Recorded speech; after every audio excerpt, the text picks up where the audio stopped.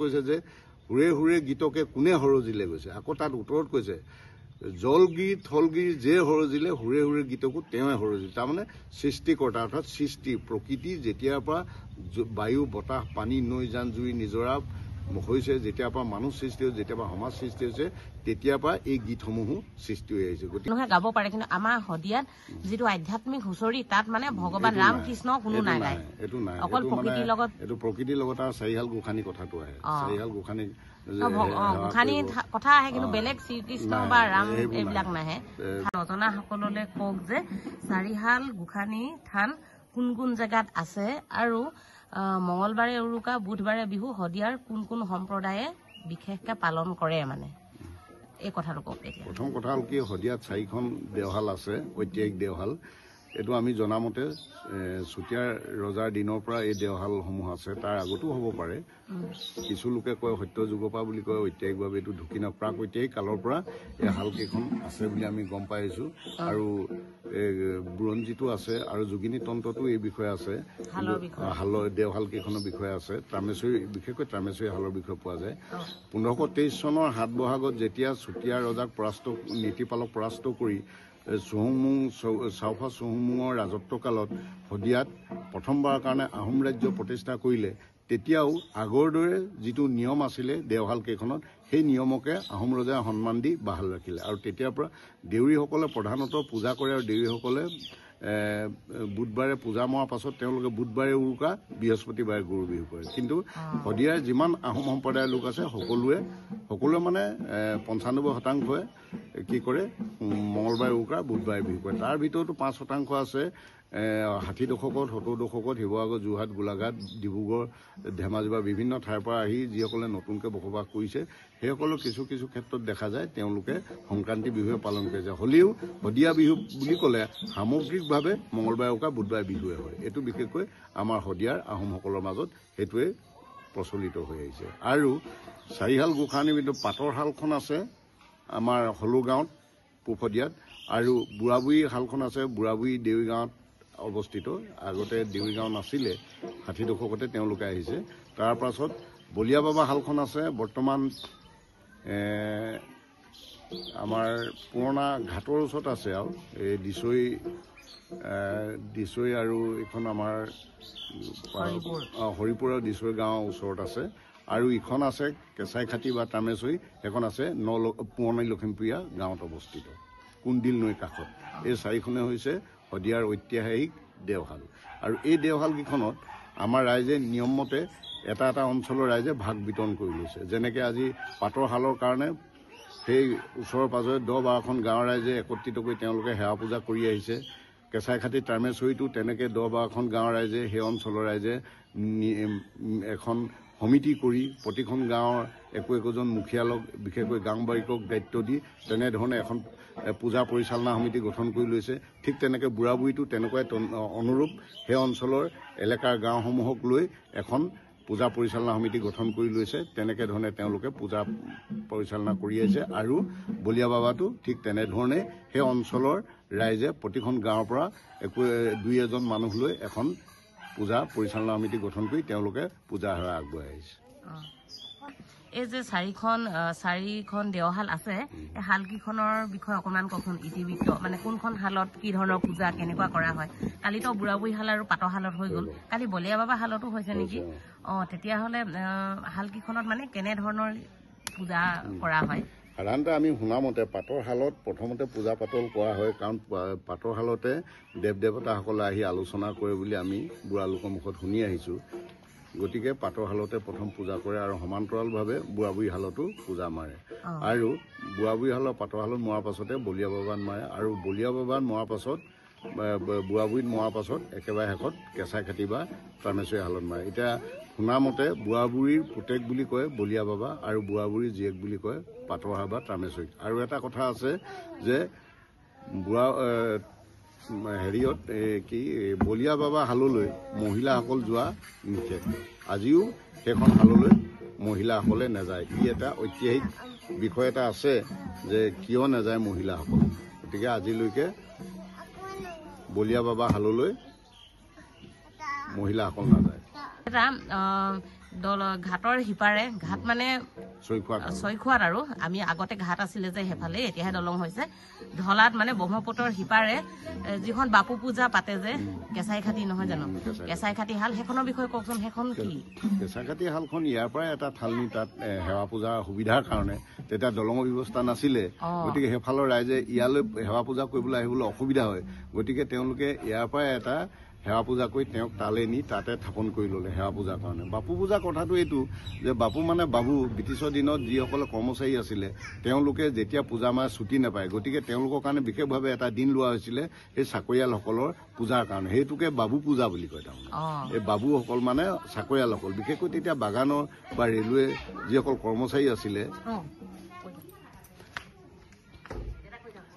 যিসকলে কৰ্মচাৰীসকলে সময়মতে ছুটি নাপায় পূজালৈ আহিবৰ কাৰণে পূজাত সেৱা পূজা কৰিবৰ কাৰণে সেইটো কাৰণে তেওঁলোকৰ কাৰণে এটা বিশেষ দিন লোৱা হৈছিলে সেই দিন লৈ পিনি পূজা কৰাইছিলে সেই পূজাটোকে কৰাইছিলে বাবুসকলৰ কাৰণে বুলি বাবু পূজা কৰোঁতে সেই বাবু পূজাটোৱে থাকি গ'ল এতিয়াতো এই বাবুসকল নাই কিন্তু এতিয়া বাবু পূজা ক'বলৈ নাই বাবু পূজাৰ নামত সকলো ৰাইজেই পূজাত অংশগ্ৰহণ কৰে সেইটোৱে বাবু পূজা দাদা এইটো হ'ল কি যে আমাৰ যিটো শদিয়াৰ আধ্যাত্মিক হুঁচৰি অসমৰতো বেলেগ জেগা ব্যতিক্ৰম খুব কৰে চাগে কিন্তু সোণোৱাল কছাৰীসকলে কৰে বুলি শুনিছোঁ মৰাণ লোকসকলে কৰে এনেতো বাকী আমাৰ আহোম লোকসকলে বিশেষ ধৰণে কৰা দেখা নাযায় আমাৰ শদিয়াত কিন্তু এতিয়াও জীয়াই আছে দেউতাই হুঁচৰি সম্পৰ্কত দুষাৰমান ক'ব লাগে এতিয়া মই জানিব বিচাৰিম যে যিটো আমাৰ আধ্যাত্মিক হুঁচৰি হালত পূজা কৰাৰ পিছতহে মাৰে সেই বিষয়ে অকণমান কওকচোন চাৰিহাল আগতে কৈ আছে যে চাৰিহাল যি আছে আমাৰ ঐতিহাসিক চাৰিহাল আছে এই চাৰিহালক ভাগ কৰি শদিয়াখন হৈছে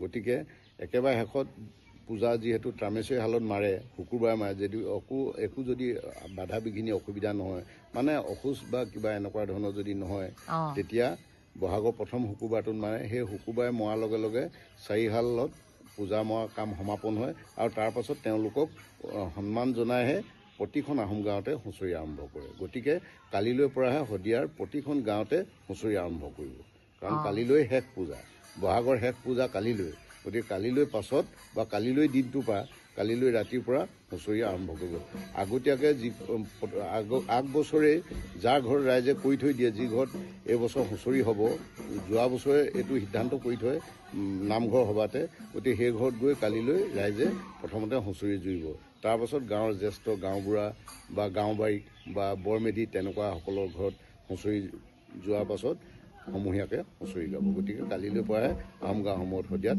হুঁচৰি গাব এই কথাটো কি হৈছে যে পূজা সন্মান জনায় দেওশালকেইখনক সন্মান জনাইহে হুঁচৰি আৰম্ভ কৰে গতিকে দেওশালৰ লগত শদিয়াৰ হুঁচৰি ওতঃপ্ৰোত সম্বন্ধ আছে মানে দেওশালৰ লগত শদিয়া হুঁচৰি পুৰা নিবিড় সম্পৰ্ক আছে এতিয়া হুঁচৰিত দেউতাহঁতেতো কাইলৈ জুৰিব আমাৰ ইয়াত কেনে অকণমান শুনাব নেকি যে কেনেধৰণে আৰম্ভ কৰিব প্ৰথমতে হুঁচৰি প্ৰথমতে আছে গৃহস্থ ঘৰলৈ গৈ প্ৰথমতে এইটো হুঁচৰি বৰ বুলি কয় গৰখীয়া বৰ তাৰপাছত আহিব হুঁচৰি তাৰপাছত ধেমেলীয়া তাৰপাছত লহৰীয়া তাৰপাছত বিহু তাৰপাছত বিহুৰ পাছত আশীৰ্বাদ দিয়াৰ পাছতো আকৌ গৃহস্থই ৰাইজে বিদায় দিয়াৰ পাছত চোতালৰ পৰা ৰাইজে যোৱাৰ পাছত পদূলিত গৈ গৃহস্থ কিছু লোকে আগুচি লৈ সেৱা থাকে সেইটো বৰ লোৱা বুলি কয় আজিকালি প্ৰায় এইটো উঠি গৈছে গতিকে এইখিনি কিন্তু আছে এই লহৰীয়া ধেমেলীয়াবিলাকো প্ৰায় আজিকালি উঠিয়ে গৈছে কিন্তু এইটো সকলো গাঁৱতে হ'ব লাগে জনাসকলে উঠি অহাসকলক শিকাব লাগে সেইটো মই ইয়াৰ যোগেদি আহ্বান জনাইছোঁ যাতে শদিয়াৰ হুঁচৰি ঐতিহ্য আৰু পৰম্পৰা যাতে অটুট থাকে এতিয়া দেউতাই হুঁচৰি প্ৰথমতে গোৱাখিনিক কি কয় আৰম্ভণি যিটো কৰিব প্ৰথমতে গৰখীয়া বৰৰ ওপৰত কওকচোন আপুনি অকণমান শুনাই দিয়ক প্ৰথমতে হুঁচৰি ৰাইজে যোৱাৰ লগে লগে গৃহস্থ ঘৰত হুঁচৰি আৰম্ভ কৰাৰ আগতে গৰখীয়া বৰটো দি লয় গৰখীয়া বৰটো এনেকুৱা ধৰণৰ গৃহস্থ ভাই শান্তমণি কটাই বাউসীত বল কঁকালত ধন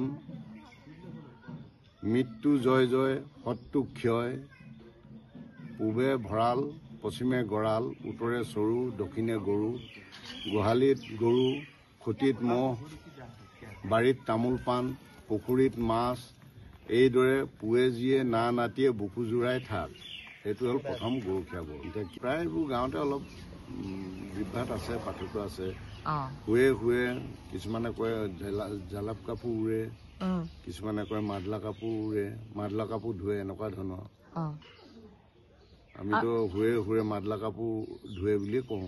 আৰু সোণোৱাল কছাৰী সকলেও যে হুৰে হুৰে তেওঁলোকৰ প্ৰায় একেই, সংস্কৃতিটোতো একেই, আৰু কাৰোবাৰ পৰা কোনোবাই লৈছে তেনেকে কথা। এতিয়া সোণোৱাল কছাৰীসকলে হুঁচৰি গাওঁতে তেওঁলোকে চোতালত এডাল বাঁহ হেৰি কৰি লয়, পুতি লয়, সেই বাঁহডালতে মাৰি মাৰি গায় হুঁচৰিটো। তেওঁলোকে সেইটো শিৱ পাৰ্বতীক সেৱা কৰিছোঁ বা প্ৰাৰ্থনা কৰিছোঁ বুলি কয়। তেওঁলোকে সেইটো বিশ্বাস আৰু যে শিৱ পাৰ্বতীক এনেকৈ ধৰণৰ হুঁচৰিত পূজা কৰিলে বা প্ৰাৰ্থনা কৰিলে বছৰটো ঘৰখন ভালে যায়, তেনেকুৱা ধৰণৰ তেওঁলোকৰ এটা পৰম্পৰা চলি আহিছে। কিন্তু আমাৰ ক্ষেত্ৰত সেইটো নহয়, সেইটো খালি হুৰে হুৰে জেলেপ কাপোৰ উৰে সেনেকুৱা ধৰণৰ। কেতিয়াবা ধৰি লওক এনেকুৱা আমাৰ সাধাৰণতে মানে হুঁচৰিটোত হাল বাই আহিও গায়, প্ৰকৃতিৰ লগত সম্বন্ধ। কোনোবাই কোৰ মাৰি আছে ৰাতিপুৱা আহি পিনি আকৌ হুঁচৰি কাৰোবাৰ ঘৰত গাই আছে, তাতে সংযোগ কৰি দিলে, কোনো ধৰণৰ সাজপাৰৰ কথা নাই। গতিকে এইটোও হ'ব পাৰে যে ডাৱৰীয়া বতৰতো গায়, তেতিয়া ধৰি লওক হুৰে হুৰে জেলেপ কাপোৰ উৰে, যে পুৰণা এয়া কাপোৰখনকতো জেলেপ কাপোৰ বুলি কয়, সেইখন লৈ পিনিও যদি গায় এনেকুৱাও হ'ব পাৰে। জেলেপ কাপোৰ উৰে, জেলেপ কাপোৰখন উৰি পিনিও গাত লৈ পিনি উৰে বুলি কয়। উৰি পিনি উৰে মানে উৰি যোৱা নহয়, গাত লোৱাটোক উৰে বুলি কৈছে, উৰি লোৱা বুলি কৈছে। গাত লৈ পিনিও যে হুঁচৰি গায়, তাৰমানে কি হুঁচৰিটোৰ লগত কৃষ্টিৰ লগত সম্বন্ধ আছে, মানে হেৰি কৰখনৰ লগত খেতিৰ লগত সম্বন্ধ আছে। সেইটো কাৰণে এতিয়া কি হৈছে যে আমি পথাৰত বোকাই পানীয়ে ৰোৱা তোলা কৰি কাম বন কৰি হাল বাই আহিও আমি হুঁচৰিটো গাইছোঁ। গতিকে ইয়াত সাজপাৰৰ কোনো ধৰণৰ কথা নাই। এতিয়া যিটো হুঁচৰি এনেকৈ হ'ব লাগিব, তেনেকৈ নাচিব লাগিব, ইমানজন হ'ব লাগিব বুলি যিটো মঞ্চত নি আইন কানুন কৰি লৈছে, সেইটোতো আচলতে প্ৰকৃতিগত নহয়। প্ৰকৃতিত হ'লে আজি মই ক'ৰবালৈ গৈ আছোঁ, মই পথাৰলৈ গৈছোঁ, পথাৰৰ পৰা আহিও মই হুঁচৰিত যোগদান কৰিব পাৰোঁ। আজি ম'হ চৰাবলৈ গৈছোঁ, আজি কঠীয়া ৰখিবলৈ গৈছোঁ, তাৰ পৰা আহিও মই হুঁচৰিত যি ভাগে আছোঁ তেনেকৈ মই হুঁচৰি গাব পাৰোঁ। সেইটো কাৰণেও হয়তো কেতিয়াবা ডাৱৰীয়া বতৰটো এয়া কাপোৰখন উৰিও যদি হুঁচৰিত সোমাই দিছে, সেইটো কাৰণেও হয়তো ক'ব পাৰে উৰে উৰে জেলেপ কাপোৰ উৰে। জেলেপ কাপোৰ কি পুৰণা যিখন একেবাৰে জেলেঙা হৈ যোৱা এয়া কাপোৰখন, সেইখন লৈ উৰিও গাত লৈও যেতিয়া হুঁচৰি গাইছে, হয়তো সেইটো কাৰণেও এই গীতটো আহিব পাৰে।